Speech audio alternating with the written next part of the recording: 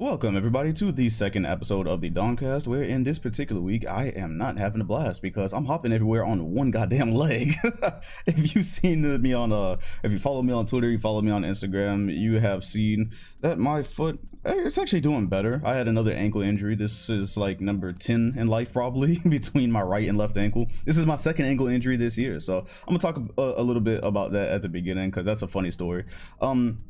No, other than that, I hope you all had a blast for Thanksgiving. I hope that you were able to do whatever you could this year. For me personally, we didn't do anything crazy. Just got together with immediate family.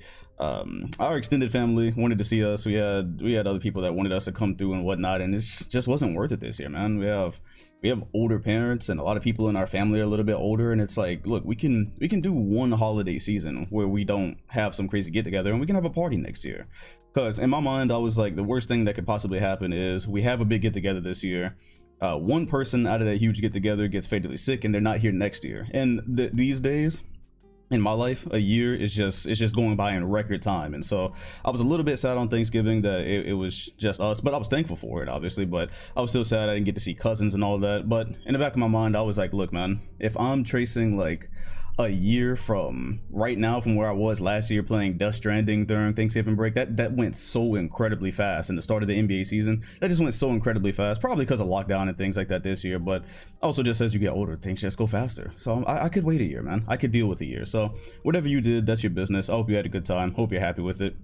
For me, I got to eat the food I wanted, but I was, I injured my ankle on Thanksgiving morning. And so the way that happened is me and my brother, we always play a game on Thanksgiving. We always play one game of basketball on Thanksgiving, and it actually started last year. I don't know why I just said always, but I assume we were going to do that going forward. So last year we just happened to play on Thanksgiving morning, and it became a big thing because I think the game was like tied near the end. He's younger than me, but he's huge, so it's really like I'm playing somebody probably bigger than me. Really, it's that age difference don't mean shit now, especially because he's damn near 20. But yeah, we played last year. We were within like 1 or 2 points of each other, and he didn't agree with a call that was made at the end of that game. He thought I made a call that prevented him from winning the game. I tend to think it was fair. He doesn't. But regardless of how it happened, the details are unnecessary. We didn't finish that game. That game was a DNF, and so it kind of became right there tradition because we got to Thanksgiving this year and we're like, oh yeah, remember last year we didn't finish that game? And he's like, yeah, you called that bullshit. I'm like, it wasn't actually bullshit. You just don't play basketball, so you don't know the rules. And so I was like, okay, cool, whatever. We're gonna play this year, and then we're probably gonna play the year after that, and this is gonna keep going forever, right? And so I told him before we got out there. on Thanksgiving morning, I was like, you know, you're not gonna win today, right? Like, you know, there's no chance that's gonna happen. I'm not gonna let you win this one because now there's pride on the line. Through the whole lockdown, through all of this year, that's been like our main activity is playing basketball because that's one of the safe things that we can do and just play one-on-one. So me and him have been playing one-on-one the entire year. And some stretches he gets me, some stretches I play serious and I get him. But bottom line is, okay, this is a Thanksgiving game. Some shit went down last year, so there's a point to prove in this one. I'm like, I told him before we went out there, I was like, you know, there's zero chance. I just want to let you know before we get out here, there's zero chance that I'm losing this one. And he's like, yeah, okay, whatever, cool. So we get out there. We played to 11 by ones and twos. The score was 7-4, and I was up 7. So I'm two pointers away from winning, which is threes. We play with the 3-point line as twos and ones. You get it, right? And so score is 7-4, and I drive with the left hand because it gets him off balance when I use my left hand. I know I'm a right-handed guy, so when I go left, he normally doesn't know how to defend it that well, and I'm pretty decent with the left. So I go left, I kind of cuff the ball like Derrick Rose because I have to protect it. My brother has long arms and he's strong, so if he gets a hold of it, it's his. And so I kind of cuff it with my left like the little D Rose football run he does. And I try to go off glass with it, but this time he actually blocks it. He got it, man. He got me. Like Yakami said when he was losing to L and them. He got me. Shit. Yeah, no, he got the ball. He blocked it, but he Bill Russelled this shit, man. He kept it in bounds. And so that's a free layup because I don't hit rim, right? He doesn't have to take it back. So he blocks it and he keeps it in bounds, but he knows I'm going to make an effort at it. So I think he got a little bit nervous and he missed the first layup. And so I'm like, yes, this is my chance. He missed the first layup. It kind of rolled off the rim. Sometimes when you're like under the basket, for whatever reason, the ball is just hard to get it to go sometimes. Or if you know somebody's coming to block you, you rush it and it's really easy to fuck up. It's easier to fuck up than it looks. And so he fucked up the first layup. And I'm like, bet. I run after the second, and I'm like, I'm gonna block it. I'm gonna make sure I tip it out of bounds no matter what. He's not getting an easy point. This is a Thanksgiving game. I do. I get my hand on it, I tip it away, and then I come down and I feel the sharpest pain that I felt in quite a while. And it's really weird, right? If you haven't sprained your ankle, I'm not sure. I mean, if you sprained your ankle before, then you'll probably know what I'm talking about. But when you hit your ankle, you have like 1,000, or you have any type of injury in basketball, there's like 1,000 thoughts that go through your head all in like the flash of a second. Like, I swear, because for me, the thing is, I have a history of ankle injuries, and especially this is my left foot I hit this time. I hit my left ankle in 2016, so I put that on my story too. I showed y'all what my ankle looked like in 2016 when I hit it, and I think that was a high ankle sprain. That one was much worse. And so I've always been fearful of hurting this one again. I've always been fearful of that, because when I did that in 2016, I was wow, I think I did it in April, and I don't think I could walk normally until around June or July. Like, it took that long, and I was on crutches for a while before I could walk. It was just, the whole thing was miserable. My left leg shriveled up and shit. It looked like Cell like drunk my leg basically. From DBZ, that's a DBZ reference. Shit sound weird if you don't watch DBZ, and because you can't use it. I was in bed rest a lot, so yeah, my left leg just shriveled up. It was terrible, and so I've always been fearful of that. And so when I landed, I swear inside my head, I saw like a Mortal Kombat X-ray move. You know when people's bones break in Mortal Kombat and whatnot? I swear I saw my foot in my head just roll all the way over, because I knew what it was. I knew it finally happened. Because me and him playing one-on-one the whole year, I've had little tweaks and whatnot. I've landed wrong. I've hit my heel. I've had little scares, but I haven't had anything actually happen. And so this one, it actually happened, and man, I yelled so goddamn loud. Part of it was the fear of maybe it actually being broken, but the other part was it hurt like a bitch. I was rolling around and whatnot, just on the ground, just yelling and waiting for the pain to go away.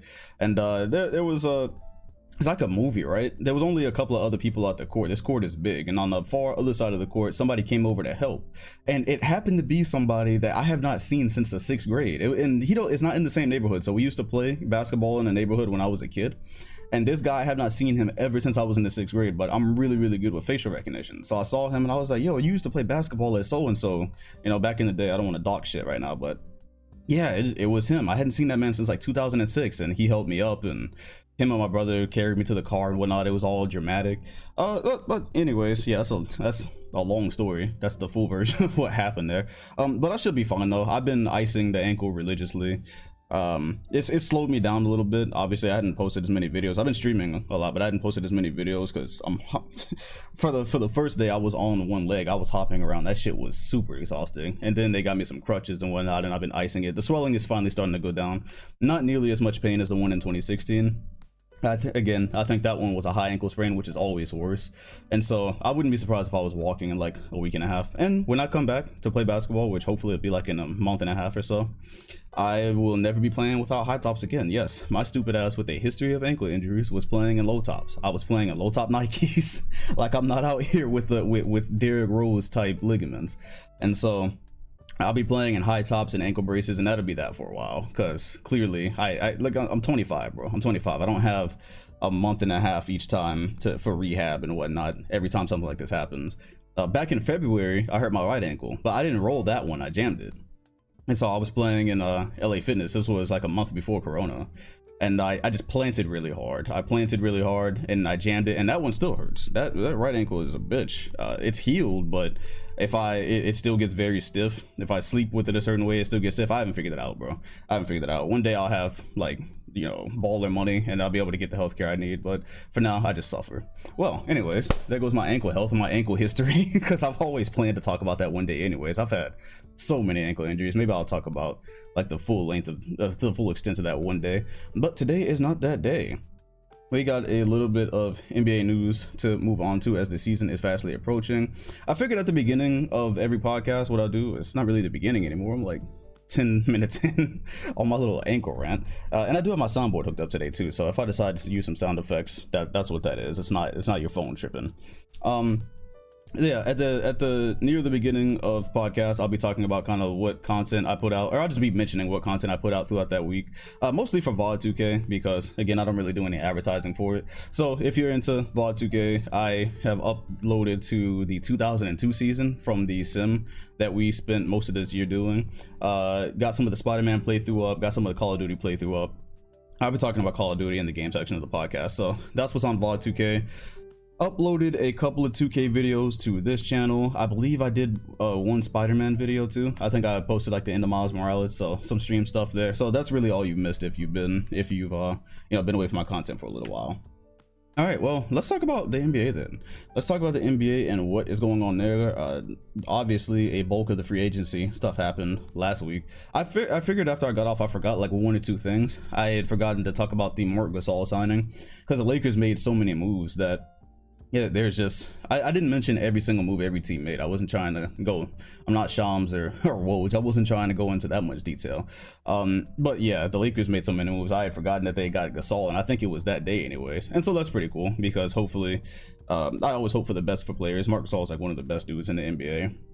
It'd be really nice for the Lakers if he could stretch the floor. This is another big plan with LeBron and AD that could potentially stretch the floor. He wasn't looking good in the playoffs for Toronto. He was not really a threat in the Celtics series. I think he had missed, I forgot how many consecutive threes he had missed, but he was looking like some trash, man. He was looking washed. So who knows, being on this championship team and whatnot, I'm pretty sure he can help them.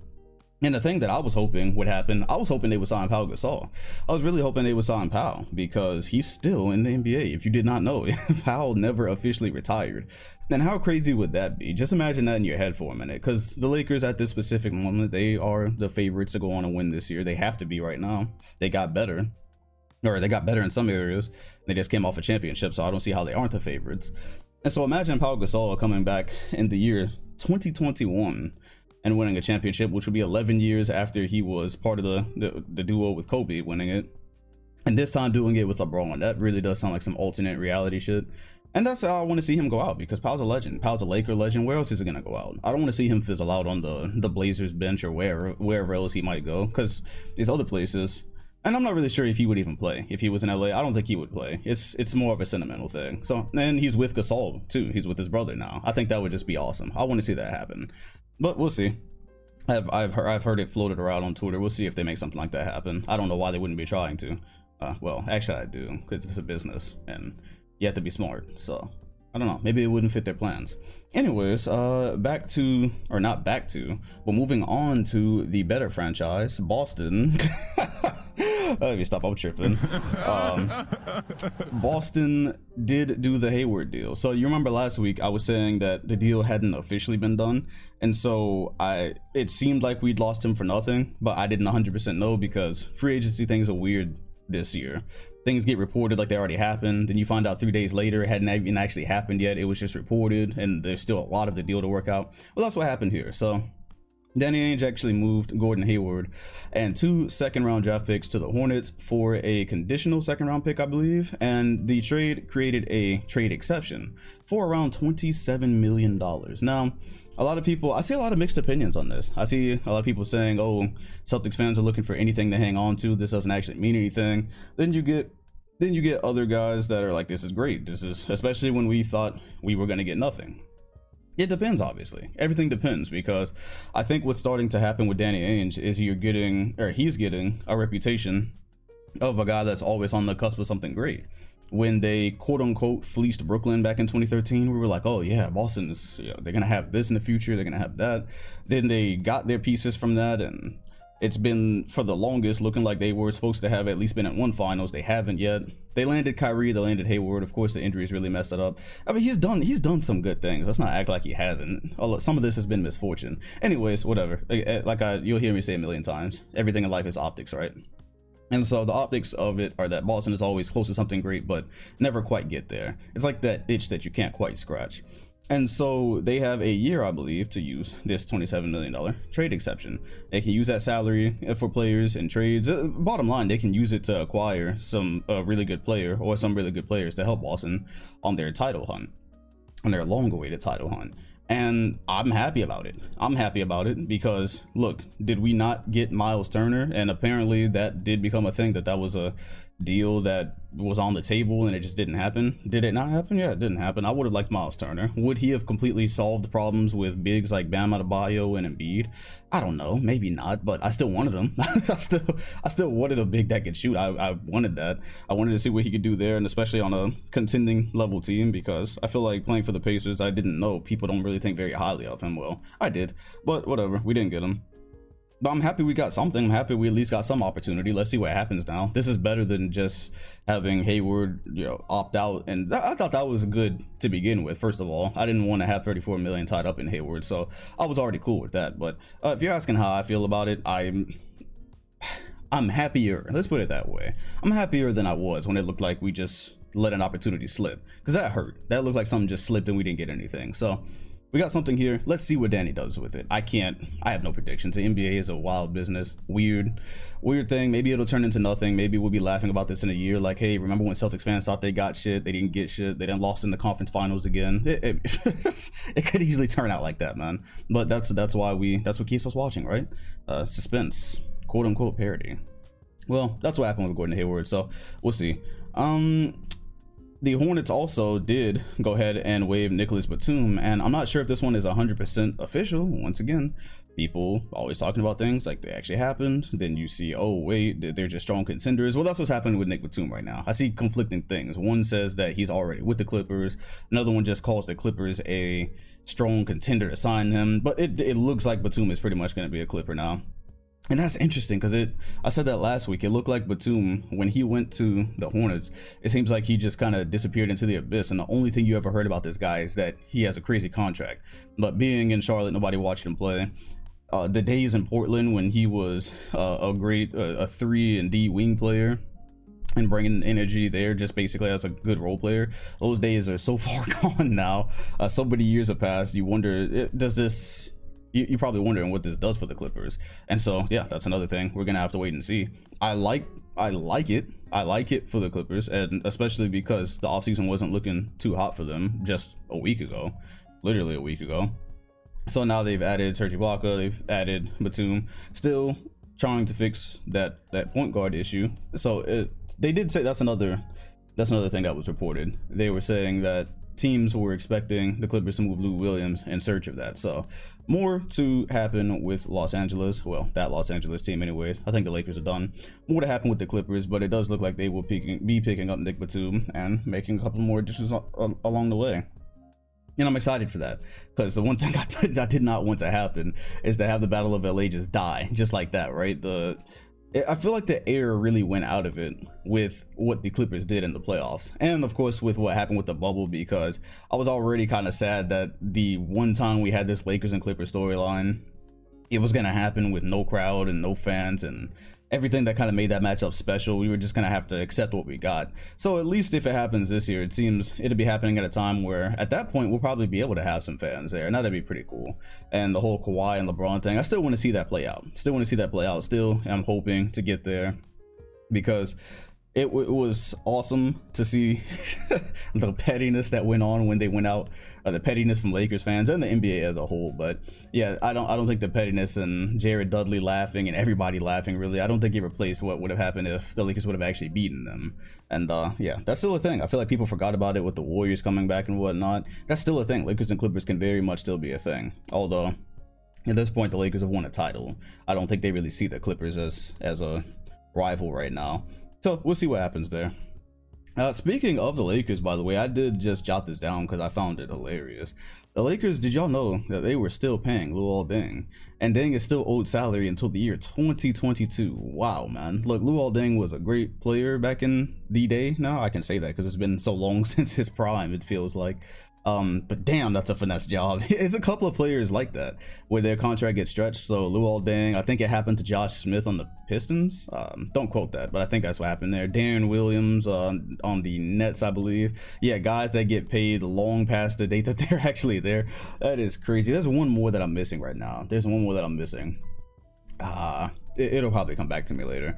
But the reason I wrote it down for the Lakers is because they were trying to get out of it. I think they tried to do something with the league and tried to have some exception and get his salary off the books or whatever. And they're like, nah, nah, y'all had a good enough off season. Y'all still getting gripped. So Yeah, Luol Deng will still be on the Lakers payroll for another 2 years, and I don't think he'll be getting any of the rings that they've gotten. But yeah, that is a thing that'll happen. I just thought that one was funny. The Rockets, this one went under the radar. I feel like nobody really paid attention to it, and why would you really? DeMarcus Cousins is a member of the Houston Rockets, signed there after a workout. And this is actually getting kind of interesting because now they've signed Christian Wood and they've signed DeMarcus Cousins. I feel like Houston they saw that the Daryl Morey's gone, first of all, and the little experiment with small ball is not really it's not really a thing. It didn't really work out. Nobody really thought it was going to work out in the first place. It was just fascinating. So they were encouraged by what they saw with Cousins, and obviously I don't have any expectations because why would I'm rooting for him. I always root for a star player who suffered injuries that were really no fault of their own to get back to where they were. But with DeMarcus Cousins, man, ACL, Achilles. When we saw him last on Golden State, I was stuttering right there a little bit because I'm like, man, when's the last time we even saw him play? Yeah, we saw him on Golden State, and he was starting to look decent. I don't know if y'all remember, but he was looking somewhat decent. He didn't look like he was in the best shape or whatnot, but oh man, he had the quad injury too. I forgot. Oh man, I'm sorry. I am sorry. Somebody just subbed to me while I was while I'm doing the podcast. Okay, so I appreciate you, Drippy, for subbing.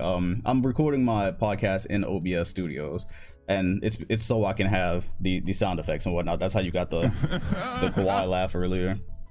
Can he see me? This man is using emotes. Am I streaming? Okay, no, I'm just recording. I was tripping for a second. I was like, I hope I'm not streaming right now. But yeah, so he just subbed, and that's what that is. So you might get a couple of those sound effects throughout the podcast. Whatever. Back to where I was. Yeah, no, Cousins actually had the quad injury too. I forgot. So he's got the quad, the Achilles, and the ACL. Wow, that is just devastating. That is just devastating because Cousins was like that. Cousins was like that mid 2010s and getting up there and getting to the time where we thought he might be leaving the Kings. He was getting there, and that would have been an interesting free agency. So yeah, who knows what they expect here? Who knows what they expect here? They're signing big men. They got two of them now. I wish the best for DeMarcus Cousins, but off those injuries, I always just kind of like tell it like it is and what I believe with those. Same reason that you don't see me too high on Kevin Durant's return. I'm happy to see him play, but at the end of the day, that is an Achilles. Same thing with Klay Thompson when he comes back, bro. I'm gonna watch, but I'm expecting the worst. I'm always expecting the worst. Cousins' role obviously is different than both of them. He's been injured for so long now. Nobody's expecting him to come in and save anything. And the Rockets are still trying to figure out whatever happened last week. Again, a week ago they were about to blow up, and everyone's still put. Nobody's traded for Westbrook. I haven't even heard any rumors about James Harden going anywhere. So maybe he will start the season there, and I feel like that would be kind of a toxic situation overall. I feel like that'd be a toxic situation. That would be a toxic locker room because the guy was, both of your star players wanted out. A couple of players have left now. Austin Rivers went to the Knicks, and so I mean, not that he's a role player, but you get what I mean, right? He was part of that whole implosion there. So the Rockets are gonna be, and that's a month, bro. They don't even have a month to figure this out. We are, holy shit, tomorrow's December, bro. We got 10 days until preseason. I'm talking like these things are gonna happen in the future. These things are happening like next week, and so that's amazing. We're gonna have a fun time this season. We're gonna try to make the best of it, because I'm gonna talk about my thoughts on this actual season later, because I feel like there's some things people aren't really saying or thinking about. Couple of more things. Bam Adebayo was locked up for his 5 years, 160 million. I think I talked about Tatum last year. Yeah, last podcast, so that had already happened. And the Heat locked Bam up, so obviously that's a no-brainer. You have to. I saw a couple of people saying, oh, Bam, that's overpaying for Bam, da-da-da. Look, yes, it is pretty much star money, but Bam Adebayo is clearly on that track to be that guy. He was amazing in the playoffs. He was the Celtics' biggest problem. Obviously him not being there for a couple of the finals games hurt, and yeah, you don't just play with a star like that. The important thing there is, apparently people were saying that what would have impressed Giannis more in terms of like a free agency thing and courting thing would be not making Bam wait for his money, because that's what some people were saying, was that maybe they'll make him wait so they can see what their financial situation is like by the time Giannis is a free agent.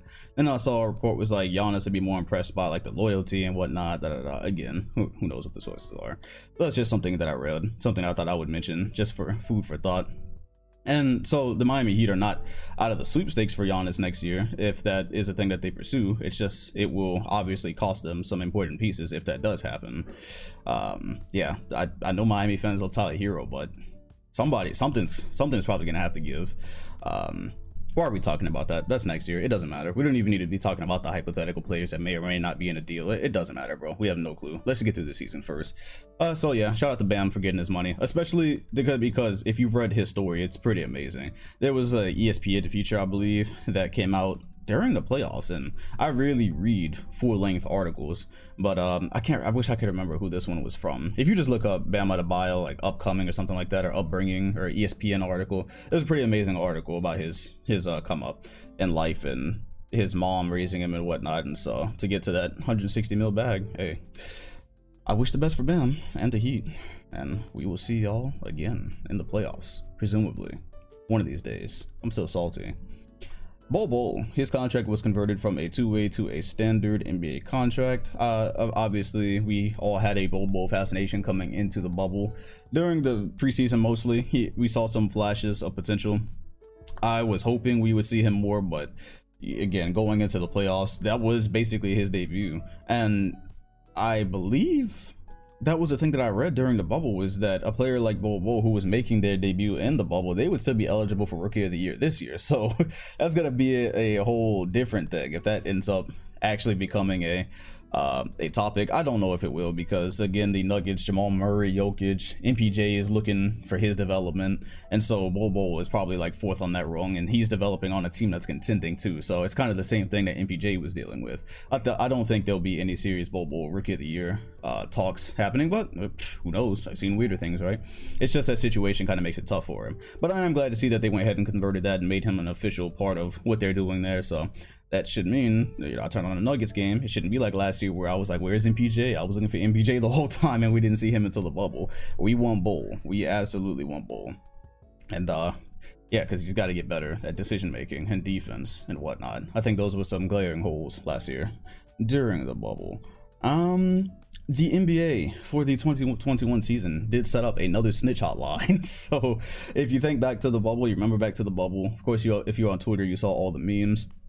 There was the whole thing about, oh, you can call and tell if a player is breaking protocol, if they're doing this, if they're putting the bubble at risk. And so now there's a snitch hotline for, I mean, I don't know exactly how it works since they're not doing a bubble, but I guess if you see guys, tripping or one of your teammates bringing somebody back to the hotel, y'all snitching on y'all teammates now? I don't think that's gonna happen.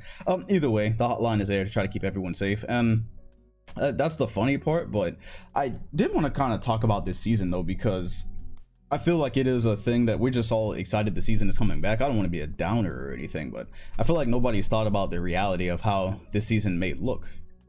And so we obviously have no vaccine yet.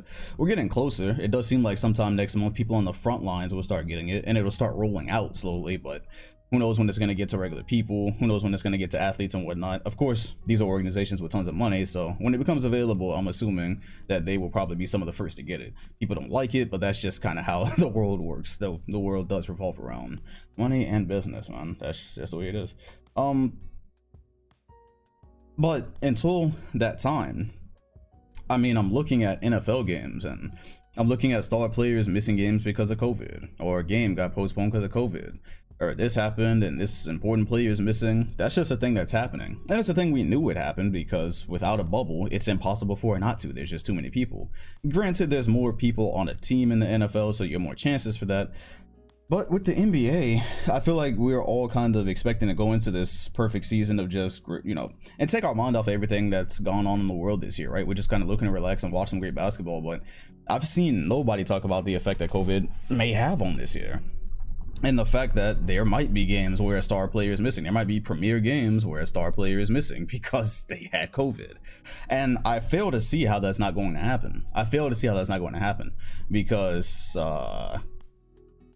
I still haven't. First of all, all we have right now is a preseason schedule. I don't know if they've went along with the plan that they were talking about to have certain teams play each other multiple times in the same city to cut down on travel. That sounded like something that was pretty interesting to me, because then technically I don't really know if you can create a bubble, but you can control a bit more variables than, or as opposed to your regular schedule where a team plays, they hop on a plane, they go somewhere else, and you just do that a bunch of times.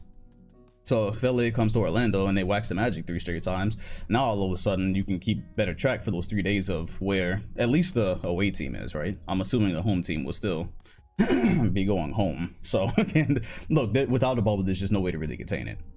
No way to contain it. COVID is going to infiltrate certain teams, I believe, and you know it's gonna be annoying. It's gonna be annoying. There's gonna be, who knows when we get to the playoffs if everyone's going to be there or whatnot. You see what I'm saying? I'm just thinking about these type of things ahead of time, because it seems like everybody's expecting a perfect season when it's clearly not going to be that.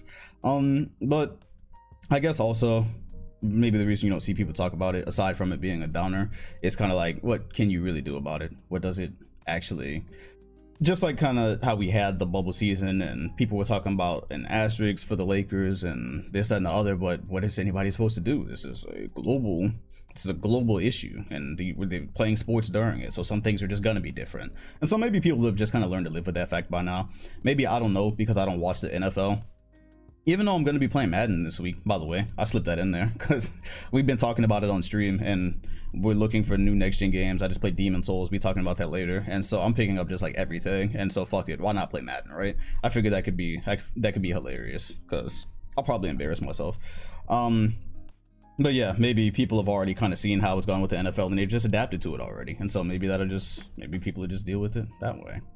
But either way, I am happy. Oh yeah, that's what it is. I'm happy that it's coming back. Preseason starts on December 11th. So it's going to go from the 11th to the 19th, I believe. And then the season will start on the 22nd. And that's the weird part about us not having a schedule yet. Because again, that's literally like 11 days from now. I am going to be interested in the preseason just to kind of acclimate with what things look like, because just like when we were going into the bubble, I still kind of have a hard time in my head imagining, like when we were going into the bubble, it looked way different than I thought it was going to. They did an excellent job with it, and so when I finally saw it, I was like, okay, this is pretty cool. And so how I have it in my head with the empty arenas right now, and knowing that the sounds, I think the piped in sounds weren't that great and it didn't seem like they were consistent. I'm just trying to get in my head what that's going to look like, and so we'll have the preseason for that. And yeah, you'll get to watch a quarter or two of star players play, and then after that it'll be guys you'll never see again on the court. So man, that's crazy. It feels like we just did preseason. It's because we did literally the bubble in July. Yeah, this is just weird, man. Just weird times. All right, I pretty much think that's it for the NBA section. Today might be a shorter podcast. By next week's podcast, obviously preseason will literally be 4 days away, so a lot more things will be set in stone. I think at that point I'll probably do my predictions. A lot of teams are still moving around right now. Somebody asked me to do my predictions. I don't really want to do them yet, the 1 through 8 and whatnot. Don't really want to do it just yet because I want to see a lot more happen and a lot more things get set in stone and a lot more signings become official. You know, don't want another Bogdanovic signing happening, or somebody who was going to a contending team and now they're on a potential A seed. So yeah, the Hawks will be a fun watch. People, for some reason, in the question section were asking me to talk about the Hawks, and I talked about them last week. Yes, I think they're a playoff team in the East, and I think they're going to be fun to watch. Give you an actual reason to watch the Hawks other than just seeing Trae Young shoot from the logo. They'll actually be competing for something, I believe. So, muy interesante.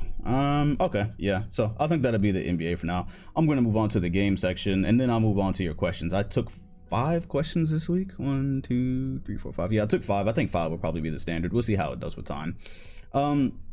So moving on to the video game section. Well, yeah, I have a couple of things to talk about this week. Call of Duty, Demon Souls, Bugsnax, and the Dualsense controller, because I have found out some things, man. So this is pretty cool. First of all, that's part of the content. So we beat Spider-Man already. Spider-Man's gone. I can damn near uninstall Miles Morales because let's check this out. I have 4 games installed on my PlayStation 5. I have NBA 2K21 Next Gen. I have Call of Duty, Miles Morales, and Demon Souls. Between those 4 games, my PlayStation 5 now has 269 gigabytes left. I repeat, 269. Now, for reference, I pretty much think that would be like a Call of Duty install, maybe. Call of Duty install with their updates would probably eat the rest of that, or close to most of it.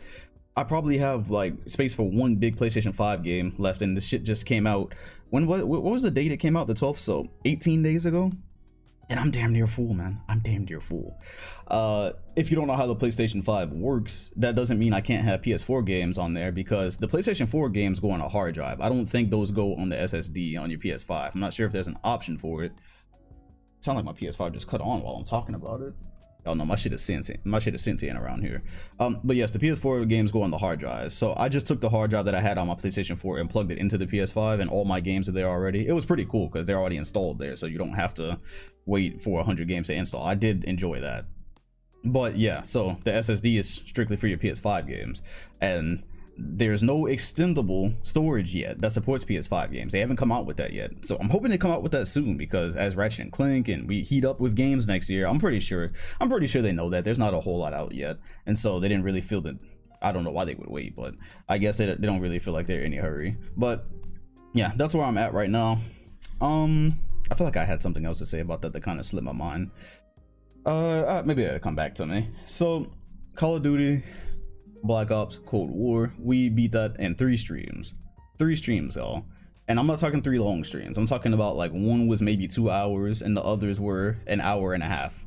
So very short campaign. I didn't really do side missions and whatnot, but the actual campaign itself, just playing straight through the story, extremely short. It was just like Miles Morales, where I got to the last level and my eyes popped out my head. I was like, wait, this is the end? And that was surprising, because I remember playing Infinite Warfare. I was gonna say maybe all Call of Duty story modes are just short, but I don't think that's true. I played Infinite Warfare a couple of years ago. That took me a decent amount of time, and I was playing for a good time every night. I think that took me a decent amount of time to finish. But I do remember Call of Duty 4 back in the day. Yeah, I even was gonna do a Let's Play on that back when I was doing that on Dom 4K, and that took me. I beat that game in like 2.5 days, maybe, and a couple of sit downs. So this is really like that. As far as my thoughts on it, I mean, it was fun. The combat was fun. I wish you could lean around walls. I don't know why they took that out. I think that made things unnecessarily difficult, but I played it on Veteran. We had a blast on stream playing it. The story was okay, I guess. To be honest with you, it felt like I've seen the story in movies and played it in other games. You're just stopping shit from blowing up, basically, but you have a choice too. So should I do spoilers? I mean, I'm not going to talk about it that much. I'm not really going to do spoilers. I'll just say it's a choice game. You can have multiple endings, and so being that I didn't really care that much about it, I let the chat decide how we were going to end the game, and that made for a really funny moment. But if you're playing by yourself, I guess it doesn't. I guess it's just what you want, because it was really fun to have people weigh in on it. That's what made it fun for me. Otherwise, I don't think I would have really gave a shit. And yeah, the graphics, I went and looked up a video of Call of Duty Black Ops on PS4 versus the PS5, and to be honest, I couldn't tell a difference at all. I could barely tell a difference. I think the resolution was a bit finer on PS4, but again, it just goes back to what I was saying last week. I'm not really sure, aside from the sports games like 2K, I'm not really sure what's on PS5 yet that's just like making your jaw drop. So yeah, it's a fun Call of Duty game. I always have fun with Call of Duty story mode. I have fun playing online. I'm not a hardcore Call of Duty player, so the things that get under people's skin and piss them off, they probably don't really get to me. I'll be playing Call of Duty with my friends online probably for most of the year, probably Prestige at some point, and but I don't think I'll ever bring it back to stream. I think that's done. I've just been trying to beat some of my games, and streams are helping me do so. And so that's really all I have for you with Call of Duty. But so after that, I was like, okay, well, I have defeated Miles Morales. Well, I beat Miles Morales. I said defeated Miles Morales. No, we defeated. I'm not gonna ruin it. We beat Miles Morales. We beat Call of Duty. And I was kind of like, okay, well, 2K is my default game that I play. What am I gonna bring to stream next? Well, I can't duck smoke with Demon Souls, because I looked at Bugsnax and I'm like, man, I just can't in good faith like tell my crowd, come watch me play a game called Bugsnax, and especially if you've seen what it looks like, I just can't in good faith have people. I don't think I'm that type of streamer. I don't think I'm that type of entertainer that I could pull that off. So I play Bugsnax on my own time, but I don't think I can duck any more smoke with Demon Souls. And so I brought Demon Souls to stream yesterday, and this is my first experience with any Souls game. Never played Dark Souls, Demon Souls, Evil Souls, whatever the fuck y'all be playing. I don't know. I didn't know what to expect. I barely ever seen any gameplay, but I've heard about it. and everyone says it's the hardest game they ever played in their life. Oh, you're not gonna get past the first level. You're not gonna be able to. You're gonna hate this. You're gonna die 500 times. 500 times. I never died 500 times in a game in my life. That's like my collective deaths in video games, but 500 times. And so, we played it yesterday. We played it, and I put on, bro. I put on. What y'all thought was gonna happen? You know, I was damn near flawless. We got past the first level with no issue. The tutorial and whatnot, and the big monster. Even though he take up the whole damn room and you can't avoid death, we did what we could. And then the first staircase, we got there, and that was it. That was it. The first staircase of the first level. Okay, let me be serious. Look, Demon's Souls looks great. It is aside from 2K, it is the only game I've put in so far where I was just like, okay, this looks like a PS5 game, I guess. It looks really good though. Some of the lighting in the game really sticks out to you. Having not played Demon's Souls before, and I've never seen it, and not really played games like it, I guess, I didn't really understand how it could be that hard. I guess I would say what makes it difficult is that you have to constantly be thinking and constantly be using strategy, and that's definitely hard to do on stream, because if you're trying to actually interact with the chat and whatnot, that's difficult. But even if you're not, because I played it off a stream, and I still haven't got past that first staircase, and especially after you lose to the first boss, because again, he takes up the whole damn room and then he jumps, and so like I'm not sure what you're supposed to do to dodge that. And so after you lose, you only have half of your health, I guess, until you beat the next boss. And so you have to go through the whole level, where if you die anywhere and you haven't made it to the next, I guess they said bonfire, you don't get a checkpoint really. You start all the way back at the beginning. And so that's what's fucking me up right now, because the health is very hard to come by. Items that heal your health are very hard to come by. And so you take 1 or 2 hits from those malnourished zombies that are chasing after you and swinging everywhere, then that's game. That's pretty much game for you, because you have to dodge a lot of other things before you get to that checkpoint, which I still have yet to see yet. People said I was close and I got farther than I was, and I still have not made it to the checkpoint, so shout out to y'all for that. What else here? Yeah, but between your health and, you know, not having all of it, and your stamina, and knowing how you want to play, basically. So with what armor you have on, that affects how you can dodge and how fast you can dodge and how fast you recover your stamina, because after you run out of stamina, you can't dodge or hit. And that's what really fucks you up, because you dodge a couple of people and then there's like 2 more guys that come after you, and all of a sudden you're like quadruple teamed, or at least triple teamed, and you can't do anything about it, and you get hacked, and that's game. Or they take most of your health down, and now you have no chance of getting past the rest of the level. So if you don't know anything about Souls games, that's basically where I'm struggling right now. And I did take it off stream after I played yesterday. I played it off stream because I kind of wanted to just do it without 100 people making recommendations, because everyone's making conflicting recommendations in the chat. Everyone's like, "Oh, Dom, put the helmet on." No, take the helmet off and take the pants off. Yeah, you could take your pants off. We're not on demon time right now. You can take your pants off in the game, and that's your armor, and so you can lighten your armor load. And yeah, no. Carry a shield and 1 sword. No, carry 2 swords. Everybody's recommending like 100 different things at one time, so I just kind of tried to tune that out. And so yeah, being able to play by myself, I can see what works out, and I got pretty far. I think I'm gonna play it a little bit today along with Bugsnax, and I will bring it back to stream. People, it was funny. Everything was kind of in character yesterday, but I probably will end up bringing Demon's Souls back to stream at some point. And again, it's just me trying to expand my horizons with games, because these are the games that I feel like, games like this are just different genres that I don't normally play. These are things that I missed out on when I was in college, because I didn't have time to play a bunch of different games. And so I'm just trying to get a little bit of everything these days, and Demon's Souls is one of the only other mega adventures out right now. Like, I went to Best Buy the other day, and literally the only games on the rack were Assassin's Creed, this game that I'm playing, Demon's Souls. They had Dirt 5, which is a racing game. I'll just get to that one day. I'm not in any rush to get to that. It was like 4 or 5 PlayStation 5 games. It's just really there's really nothing there yet. There's not a whole lot there yet. But one of the games that they do have is Bugsnax, and I got that for free from PlayStation Plus. Yes, it is free until December 1st if you want to check it out. And I recommend it. It's a fun game. It's not a game that I'm going to stream. So I put it on my story and people were like, oh, you playing this without, without broadcasting? No, I'm not bringing Bugsnax. I'm not going to shout out on all my social media and whatnot, hey, come watch me play Bugsnax, guys. Even after, and I wasn't going to do that at the beginning, but especially when I played it by myself last night, I was like, yeah, this isn't a game. I don't see how I can make this entertaining. I feel like you have to be a lot goofier than I am to make that entertaining because it's a very surface level story. It feels like very surface level gameplay. It's just a fun game though. It's fun. The objectives are fun. Basically, there's these things called Bugsnax, and you have like a little capture device, and you have to get creative as the game goes on in ways that you capture your Bugsnax. And so they follow certain trails.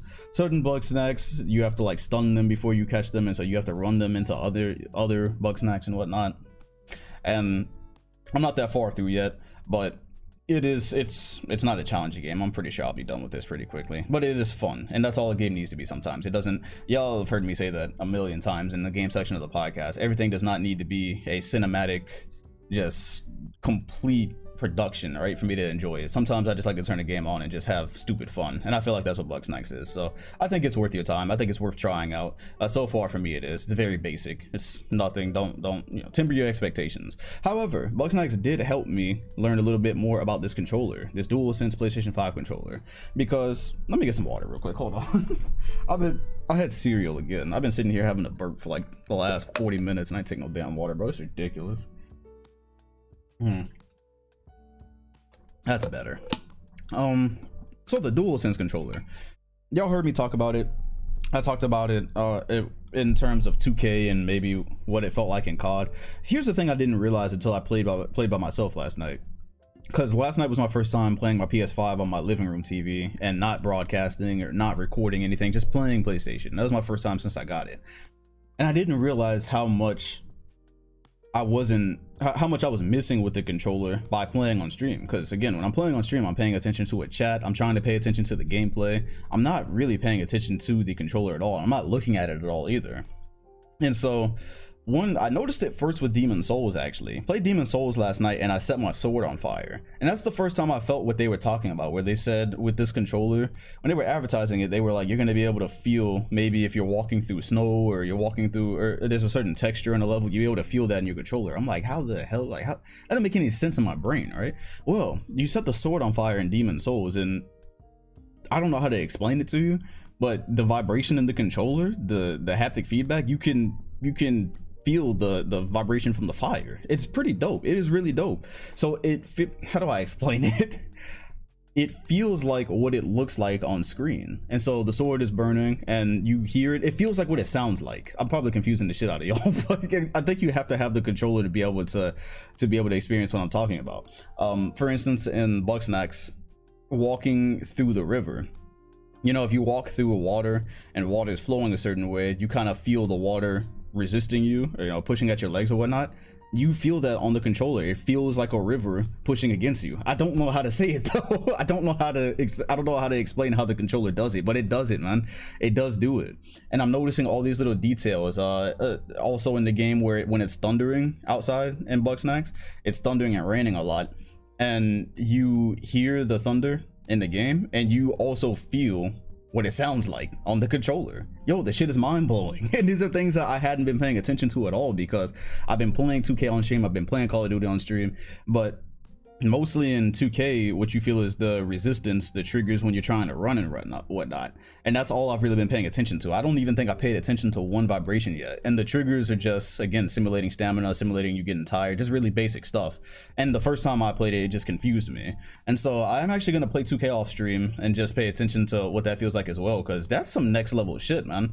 That is some next level shit. It's so cool, in fact, that even Xbox, I think the head of Xbox came out and commended Sony on pushing things forward with their controller, because it's really that type of tech, man. I think it's awesome. If you don't have a PS5 yet, pay attention to that when you get it on Christmas morning.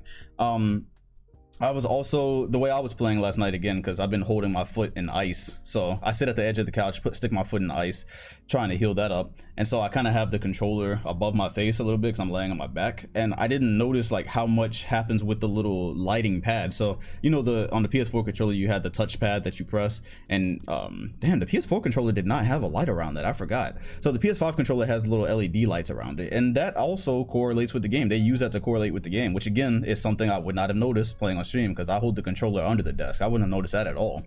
And so playing Bugsnax last night, it's just little things that feel pretty cool and interactive, just very little things. So mainly I guess in this game is when you're trying to catch a snack and you set your trap, when something walks through the trap, on screen the trap turns green, but also in your controller it starts lighting up green as well. It looks really cool because it goes, the controller overall on PS5 looks really nice. The buttons, that little see-through material they have on there is fire. The controller looks fire overall, but yeah, the lighting just helps it there. When you're flipping through your journal also in that game, it's color coded, so your journal is color coded, and you can see this on my Instagram story actually. Up until probably about 12 tonight you'll be able to see it. And as I was flipping through the color-coded journal, I noticed the LEDs on the controller were also turning that color. I thought that shit was fire. Again, just a detail, just a small detail. But on top of everything else the controller does, this is why I say, like, I'm kind of joking when I say I would not slam this controller and I wouldn't break this controller, and I hadn't yet. But I'm also kind of serious too. I've raged at 2K. Y'all have watched me rage at 2K. I've not so much as hit this controller yet, because A, I don't feel like buying a new one, but B, I'm like, man, I kind of grew up a tech head. I never really told y'all that I was really interested in technology when I was a kid. I was really into that nerdy shit of opening stuff and seeing the circuit boards and whatnot. So I don't know, I guess I kind of respect the tech here. This shit is cool, man. Shit is really cool, and I also don't want to like half break this controller. Like the PS4 controller, you get mad, you can hit it and it might open a little bit, and like, you know, whatever, you just close it. I feel like you do it to this controller, like the minute that bitch opens, you might start getting all types of malfunctions. And so now you, without even having broken the whole thing, you still have to go get a new one to experience what it can do. So yeah, the PlayStation 5 controller, I know most of y'all don't have it yet. It's a nice piece of tech, and if you're just gonna sit down and play your game and actually pay attention, and then that's the thing. Again, you got to pay attention to it, because I wasn't paying any attention at all at first. Who pays attention to a controller when they're playing? That's a very new concept. And so you sit down and it'll grab your attention. That's what happened when I was playing the game last night. It really just grabbed the attention once I wasn't focusing on a million things at once. And so yeah, that's pretty much what I have at the gaming section there. Yeah, I'm gonna get better at Demon Souls before I bring it back to stream, because for the first time it was fun to die 100 times, but I don't think it'll be, I don't want to keep bringing it and not having any clue how to play. I at least want to try to make some progression, right? That was ridiculous to not even get past the first step. Yeah, I'm gonna beat Bugsnax off stream. I'm sorry. I know some of y'all want to see that. I'm not playing that live. And yeah, Madden will come out this week. Cyberpunk, God bless, will hopefully come out in 10 days, and I'll be playing that as well. And we will keep it moving. Probably play 2K, play now online a little bit. Have a sim coming up. I'm going to do the Penny Hardaway, Allen Iverson, and Gilbert Arena sim. I think some of the GOATs from the PC shit we did for like half of this year. I have some ideas with that, so that's kind of what's coming up with gameplay and whatnot. Okay, before I get to questions, I actually do want to throw this in here, because while I've had plenty of time, obviously, this week, as I've been nursing my foot back to health, and I've had time to sit down and watch Netflix, which I never really do. I hate just sitting down in one place. Normally, I never can.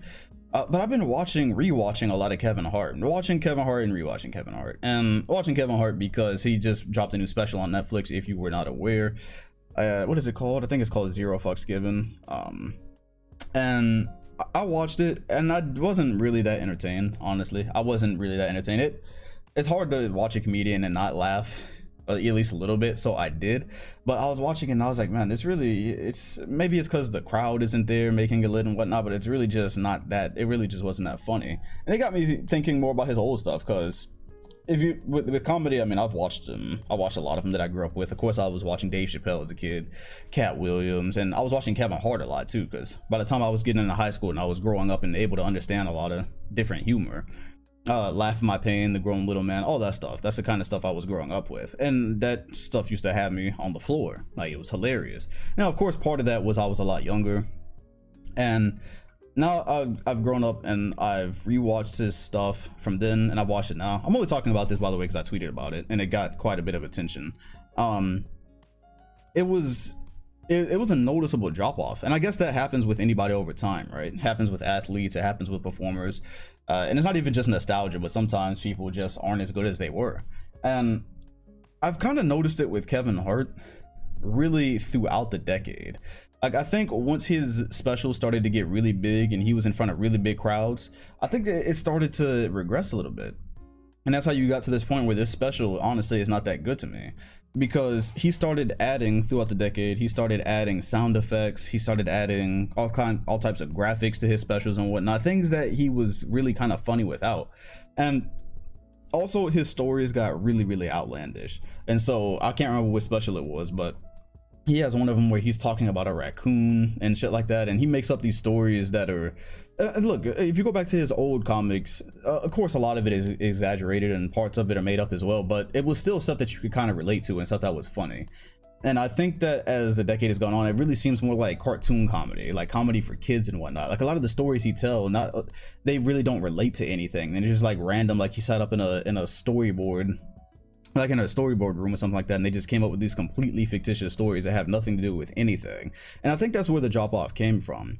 And so I've gone back, so since I watched that special, I was like, like my foot is busted, might as well go ahead and watch the rest of his stuff. And I went through and I've watched like his older 3 specials, and obviously they aren't as funny to me now, A, because I'm a little bit older, and also B, because I've seen them 100 times throughout my life, so I already know what punchline is coming. But I'm still able to get a laugh out of those, and those are still, there's still some value there. And I say that to say, I'm not a part, if it was confused with the Kevin Hart tweet, I'm not a part of the, I guess we'll call it the Hart hate group, because there is a section of people that do front on Kevin like he has never been funny. Like, come on now, you don't get where he's gotten without ever having been funny. Kevin Hart, those older specials, those are funny. I think he's fallen off a bit. And maybe, of course, Dave Chappelle and Cat Williams are probably, definitely Dave Chappelle, of course. I don't think there's any debate there. But then like Cat Williams as well. Yeah, those are funnier comics. But Kevin Hart, just because his stuff for the last like 3 or 4 years hasn't been as great, doesn't mean he wasn't ever funny. I was looking up, I was curious what other people thought about this special, and I looked up Kevin Hart, and I started seeing all these things about, oh, you know, he was never funny, if we're being honest. He was never, like, come on now. That's cap. That's cap. That's major cap. He might not have been better than your favorite comedian, but that's major cap. Yeah, Laugh in My Pain, Grown Little Men, and I can't remember the third one is when he was in Cleveland. I think when he was in Cleveland talking, doing that show when LeBron and Shaq were there. That one was hilarious too. Yeah, I don't know, just a random Kevin Hart section since I've been watching it on Netflix. He is definitely, and addressing the tweet, and because I saw a lot of people typing shit under it and having conversation under it. Yeah, he's fallen. He's definitely, if you haven't seen this, I would judge it for myself if I were you. The Netflix special, I mean, if you're into this type of stuff, I would go give it a watch. But it's, yeah, the humor just is, it's not what it once was, man. And it's not what it once was. But still, no serious Kevin Hart slander. The man, early 2010s, the shit was hilarious. Come on now. Let's move on to the questions. Let me get a drink of water before I do, because we are almost an hour in. Yeah, about like 3 minutes or so. Once again, the question section is, it's pulled from Twitter, so I'll tweet at a very random time podcast questions. So if you care that much about getting your question seen, you can cut my notifications on Twitter. And because last night I think I did it at like 11 or 12, you might not have been awake. Still got a decent amount of responses, from which I pulled 5. Not gonna go in any particular order here, it's just kind of the order that I wrote them in. Aldo asked, online gaming he asked, did I have any weird online gaming experience stories? I was in the middle of thinking about this question last night, and I didn't come up with full answers because I have so many online gaming stories, but I don't really have any that are, I don't know what you mean by weird. Like, I've never had nobody show up at my front door. I've never been doxxed or nothing like that. But of course, you play online as long as I have. I discovered online gaming back in like 2007, I believe. I think 2006. Yeah, I was in the 7th grade. Yeah, 2007. Wow, that's the first time I played like an online console game. Yeah, PlayStation 3. I was playing NBA 07 back then, and then Ratchet & Clank as well was a PS2 game, but I didn't have online capability till PS3, obviously, so I started playing it then. As far as weird, no, but I have funny stories. Like when I was younger, I used to in 2K, when I used to get mad, probably in like NBA 2K9, I used to tell people like I was gonna hack their IP address and shit like that, like they mess with the wrong one, because what would happen is people would cut their mic on and talk shit, right? And so this was back when I was like probably an 8th grader or whatever, and people would cut their mic on and talk shit if they were beating you in 2K. And so if they successfully did so, or maybe even if I beat them, it didn't matter, I would get on and I would see their username and I would send them a message like, yeah, you talk shit to the wrong one, I know how to shut your internet off or some shit. I used to be making like cold hard threats, like I'm about to ruin your whole life, because obviously internet only got bigger and more important to people. I'm like, yeah, I'm about to like jam your connection. I think that's what I used to say. I was like here talking like I was a Watch Dogs hacker. I was like, yeah, bitch, I'm about to jam your connection. I used to say that shit to people all the time, but most of the time people would just text back like, fuck you, bitch. Or I only ever got one person to apologize. I remember one person apologized, was like, sorry man, I didn't know, because I think that kid, he was talking shit to my brother or something like that, my little brother online. And so like I sent him that message and he was like, my bad man, sorry. That's the only apology I ever got though. No, it didn't work after that. Nobody ever believed me after that. Also in 2K, was this one in 2K? Yeah, my first friend ever, actually. My first friend ever got mad at me. So my first online friend, I'll move on after this because I have too many stories. I could just go on all day, but my first online friend, he disappeared for a while. Like, honestly, I suspect that he's passed away because he just one day just never got online again, and I never saw him. And this is from back in the PS3 days. So yeah, I haven't seen my buddy online since the PlayStation 3 days, and we're on PlayStation 5 now. So either he made a new username and didn't add me, or because we used to talk all the time, and the fact that he just disappeared makes me think he's gone. But so in NBA 2K11, we used to be able to do these things called tournaments. I always talk about these because these were so much fun, the playoff tournaments, and you could have like 8 teams or 16 teams, and so we used to do these big 16 people tournaments. And I think me and him made it to the conference finals or whatever, and I was using the Celtics and I think he was using the Mavericks back then, so I was using the 2011 Celtics for like Shaq and whatnot. And I think the series was 2-2, so I think it was like the all-important game 5 or whatnot. And something happened in the game, 2K is always has this bullshit, right? Something happened, or something that I perceived as bullshit, and it resulted in me basically at the 4th quarter going down to an insurmountable lead. But I texted him and I told him, I was like, yo, that was lag, bro. I pulled out the classic "all reliable." I was like, bro, I was lagging. There was no way I could have done anything about that. But he wasn't really acknowledging it. He was just like, yeah, man, like I'm fire at this game or whatnot. I was like, yeah, bro. I was like, I'm sorry, man, because I was the admin of the league. Me and my friend, I think, were admins of this tournament. So I was like, yeah, man, I'm sorry. We got to reset the wins. I don't think he understood that I was really about to like nullify that game. We played a whole game and he basically won. But I was like, yeah, now we got to do a redo. And so we got to the end of the game and he was thinking he was won. I don't think he understood what I meant. And then he saw the series go back to 2-2, like that game didn't count. And he got mad as hell. And I was like, bro, I told you there was lag. I told you something happened. Like my connection dropped out. Oh, I think that's what happened. I think that's what happened. Yeah, I think I probably quit PlayStation. I probably quit the game. I probably signed out or closed app or whatever, rejected disk, and told him that the servers, that's what happened. Yeah, that's what happened. I said 2K servers. I texted him. I was like, goddamn 2K servers, because the game quit. And I thought he understood what that meant. I thought he understood that I was trying to say like the game just kicked us out and that we had to redo the game. That's what it was.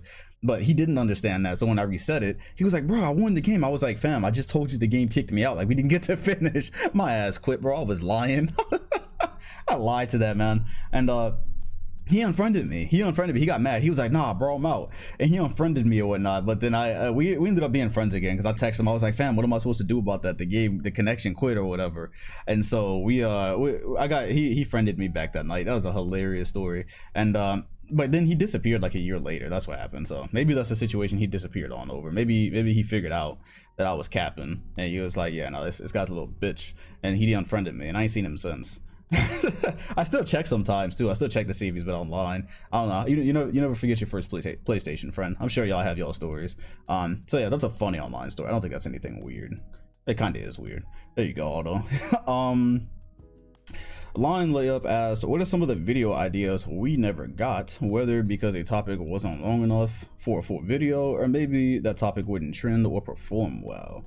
Plenty of videos. I'm not gonna say names, so maybe I shouldn't have wrote the question down. I think I wrote this down more because, like, just to show, or just to say, Well, first of all, yeah, no, there's definitely been, you guessed it, there's definitely been videos where I've been working on it, and then maybe I started writing it, and I realized I was at the end of the video after maybe like 2 pages, which is not a long video at all. I can't get away with 4 or 5 minute videos on the main. It just, and especially with YouTube algorithm, they'll be like, fuck out of here with that.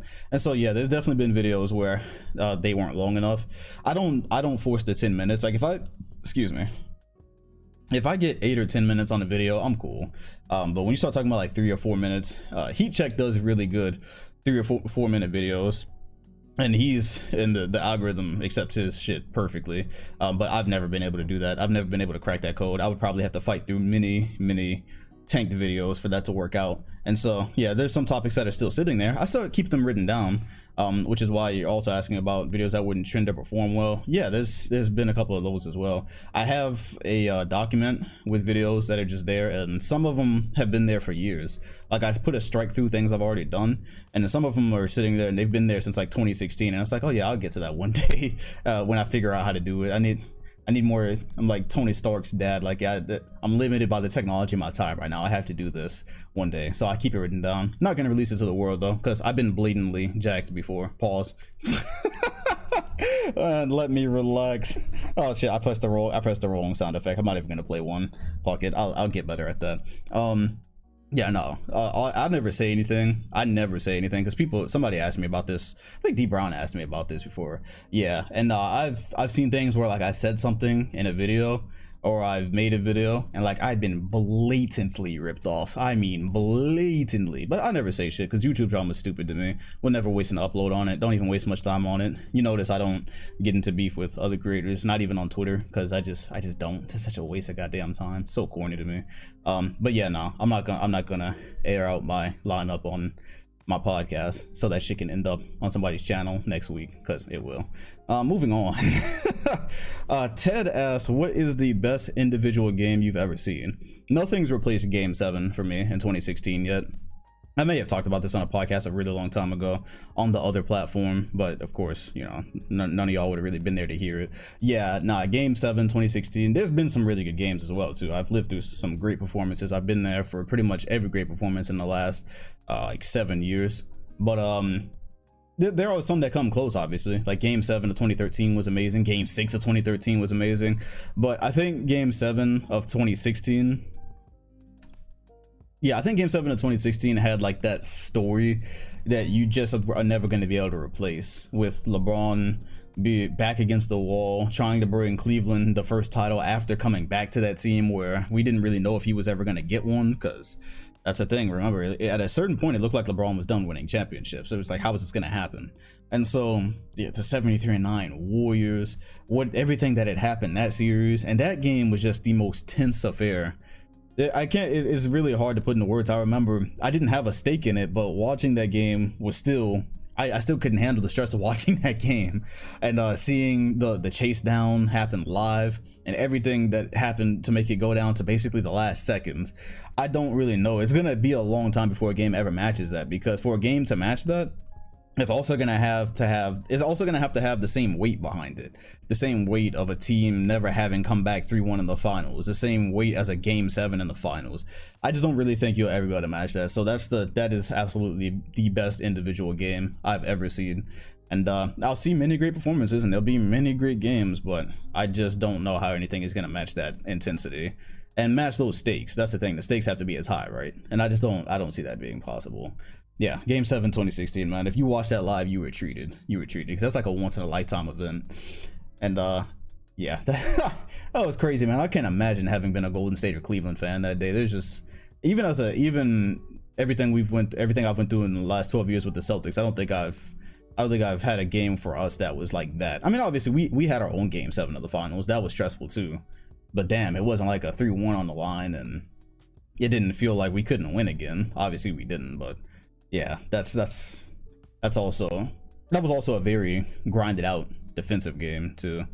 Yeah, it was pretty similar to Game 6, but yeah, no, I mean Game 7 2016. Yeah, 2016. Answer your question. Long story short.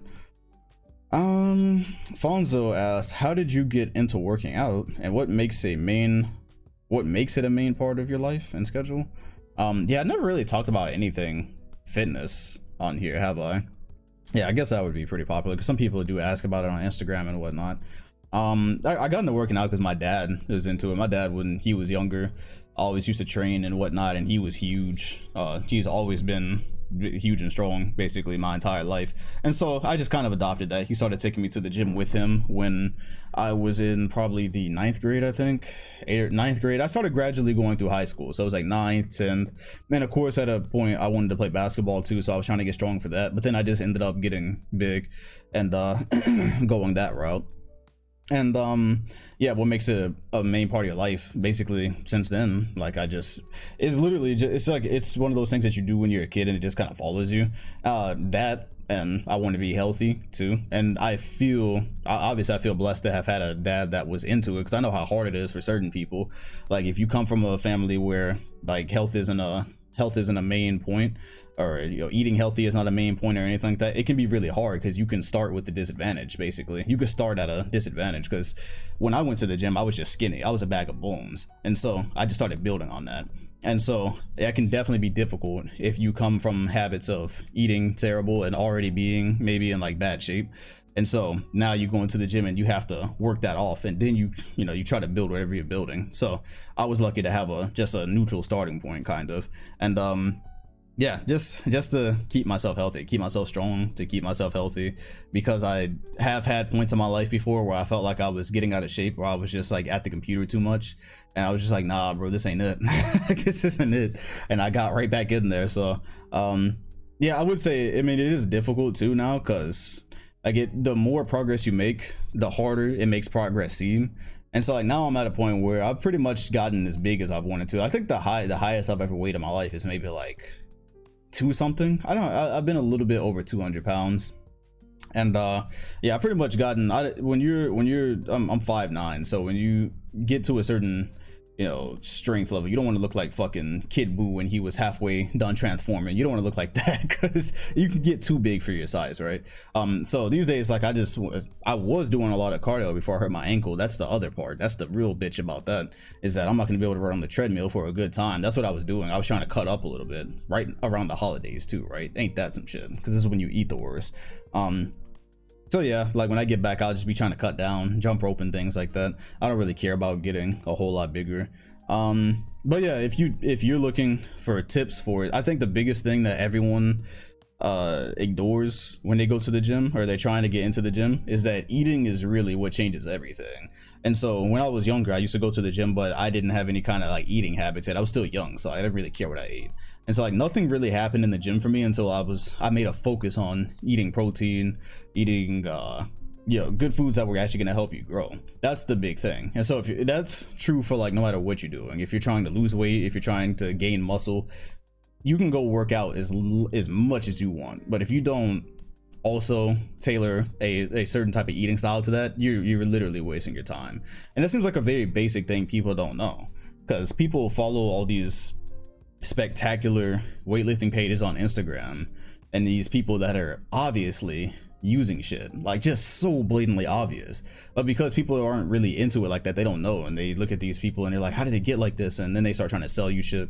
It's like, fam, there's a certain amount of those people that you're never gonna look like unless you start using shit. That's just what it is. But yeah, no, you can always do better than you're doing, and eating is like that's like the main point of that. So if you're looking to get into fitness or whatnot, obviously gym is important, but look at your eating. If you're eating shit, you're gonna look like shit. If you think you look like shit now and you're eating bad, like that's where it starts. So maybe we'll get on that topic a little bit more, but that's kind of the advice I would have for you there. And oh yeah, and also you don't have to be in the gym for hours to make progress either, because I see he was asking about a main part of my life and schedule. Yeah, you don't have to be in the gym for hours upon hours. You can get in there, do what you need to do, get out. It's about what you do and making that time quality. It's literally not about being in there for 2 hours just hacking away, it's not about that at all. So that's kind of what happens there for me. And finally, the last question. This one was interesting because I actually answered it on Twitter. Josh had asked, what was your quote I made it moment? And I simply answered on Twitter like I haven't.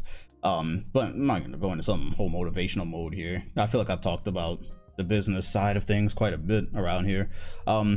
that question stuck out to me, because I was like, man, do people who follow me get the impression from me that I made it? Like, is that the impression that I give off? It just kind of shows, if it is, it just kind of goes to show how people don't know what they think they know about you. Because the other reason I wanted to answer this question is because I do see people quite a bit in my mentions trying to be funny, or they think because they've heard, you know, they watch me stream or they watch my videos, basically. Mostly that's most of you watch my videos, or, you know, you've seen things that I've said, you think you might know me. It's like, not even just me, you don't know any creator that you follow. You don't personally know them, you know, just because they've told a few stories or whatever, you don't know them. And so, like, I see people trying to, they'll say something or be in my DMs with something that they think is funny, and it's like, I don't feel any need to prove them wrong, because I don't really live to prove myself to people on the internet. But also, it just goes to show, like, yo, you see what people show you, you know, you see what people show you. If you notice, I don't show my family on the internet. I don't show my friends on the internet. The only friends that y'all really know of from me is Eric and Rod, because I brought them on the podcast.